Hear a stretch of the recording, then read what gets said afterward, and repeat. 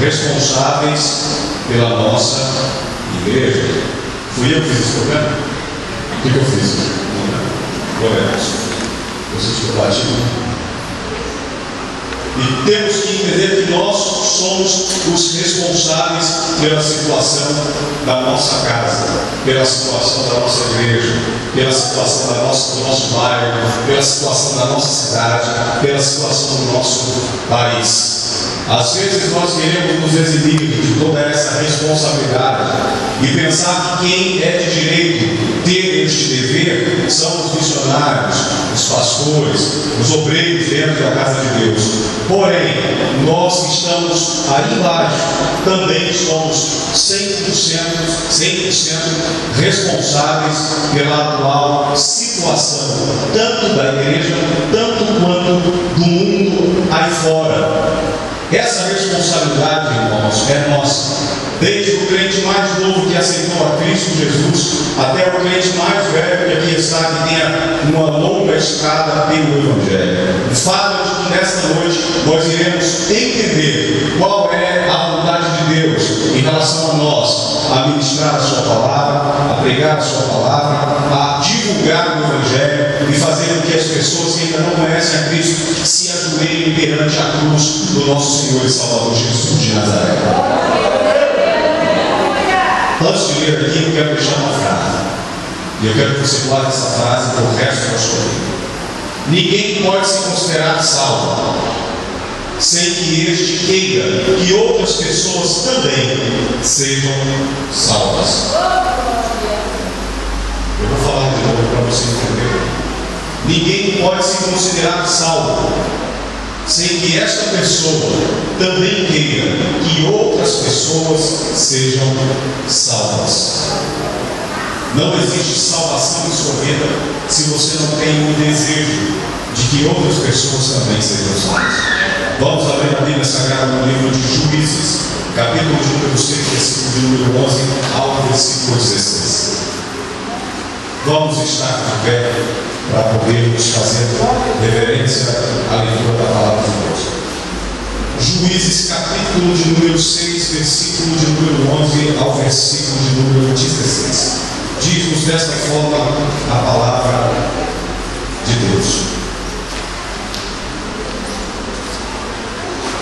Juízes, capítulo 6, versículo 11. Veja algumas pessoas ainda procurando os versos da palavra de Deus. Eu vou esperar para que todos nós possamos comungar da bênção da leitura da palavra de Deus.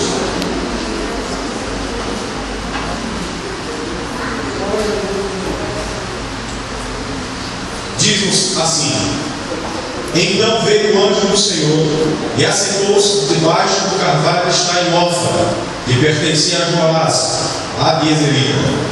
E Gideão, seu filho, estava malhando o trigo no lagar para pôr a salvo os medianitas. Então o anjo do Senhor lhe apareceu e lhe disse: o Senhor é contigo, homem valente. Respondeu-lhe Gideão: ai, Senhor meu, se o Senhor é conosco, por que nos sobreveio todo isto? E o que é feito de todas as suas maravilhas que nossos pais nos contaram, dizendo: não nos fez o Senhor subir do Egito? Porém agora o Senhor nos desamparou e nos entregou nas mãos dos medianitas. Então se virou o Senhor para ele e disse: vai nessa tua força e livre Israel a mão dos medianitas. Porventura não te enviei eu?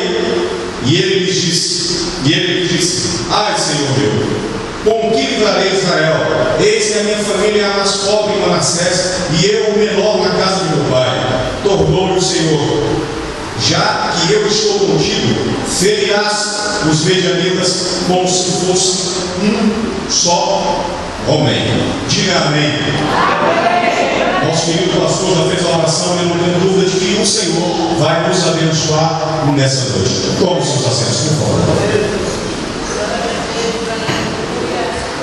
Queridos, como eu disse, ninguém pode considerar-se salvo sem que este queira que outras pessoas também sejam salvas. E acabei de ler a palavra de Deus em Juízes capítulo 6, versículo 11, que nos fala a respeito de Gideão. É um texto padrão quando um pregador gosta de falar sobre missões. Falar sobre missões mexe o céu.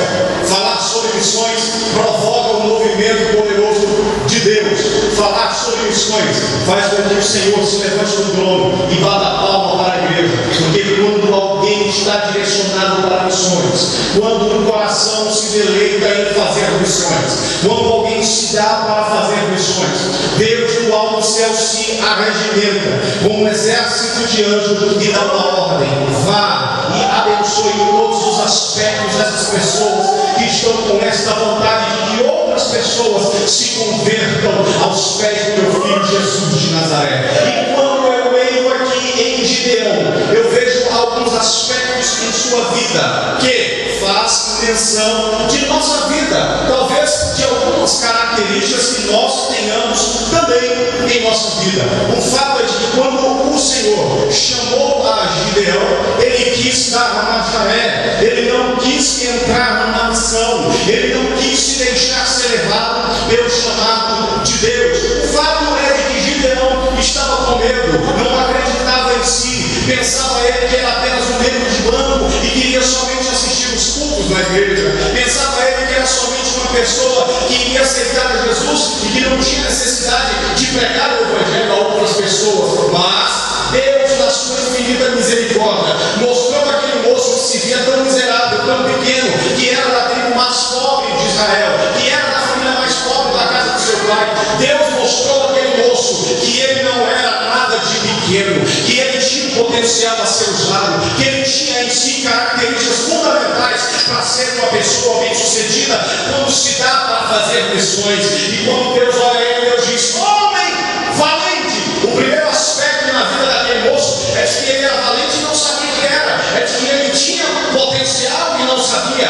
Você tem um potencial na sua vida, você tem potencial para ganhar a tua família, você tem potencial para trazer o teu namorado para a igreja, você tem potencial para trazer a tua namorada para a igreja, você tem potencial para trazer a tua família para a igreja, você tem potencial de abrir a tua boca, pregar o evangelho e fazer com que outras almas se convertam ao evangelho pelo poder da tua palavra. Porque quando tu abrir e fechar a tua boca, o Espírito de Deus falará por ti, e tu dizes no teu coração como Gideão: mas eu não sei pregar, eu não sei falar, até grave sou, como vou pregar o evangelho? Deus falará na tua boca e a mensagem de Deus será pregada, e aquilo que Deus nos der vai ser feito para a glória de Deus. Eu creio no nosso potencial. Os adolescentes que estão aqui, os jovens que aqui estão, as senhoras que estão aqui, os senhores que aqui estão, todos nós temos um potencial. Houve um homem que se converteu com 75 anos de idade. Alguém poderia dizer: ele não vai fazer absolutamente nada na igreja, como o evangelho. Esse moço não vai conseguir fazer absolutamente nada. Quantos anos o senhor tem? 79 anos. E um americano nos Estados Unidos se converteu-se aos 75 anos de idade. E alguém disse: ele não vai fazer nada, ele não vai conseguir. Ele viajou o mundo 5 vezes pregando o evangelho. Ele deu a volta ao mundo 5 vezes falando do amor de Deus, pastor Moreira. E Deus salvou milhares e milhares de almas pela vida de um ancião de 75 anos de idade que deixou ser levado pelo potencial que Deus mostrou que ele tinha. Mas, Senhor, eu sou mais pobre em minha casa, eu sou da tribo mais fraca, mais pobre. E Deus disse: homem valoroso, é você que eu quero usar, é você que eu quero usar. Israel naquela época não tinha reis, Israel naquela época não havia reis que mandavam. O fato era de que Deus levantava juízes, libertadores, e Deus escolheu Gideão para libertar Israel. Israel estava oprimido pelos benjamitas, Israel estava subjugado pelas nações vizinhas que iam roubar o seu trigo, roubavam os seus bois, o gado que eles tinham, tudo de valor que tinham. Os povos que eram seus vizinhos entravam em Israel e saqueavam tudo. Era tão extrema a pobreza que estava em Israel que houve um momento que Gideão pensou consigo: ei, eu tenho um pouquinho de inteligência, eu vou fazer o seguinte: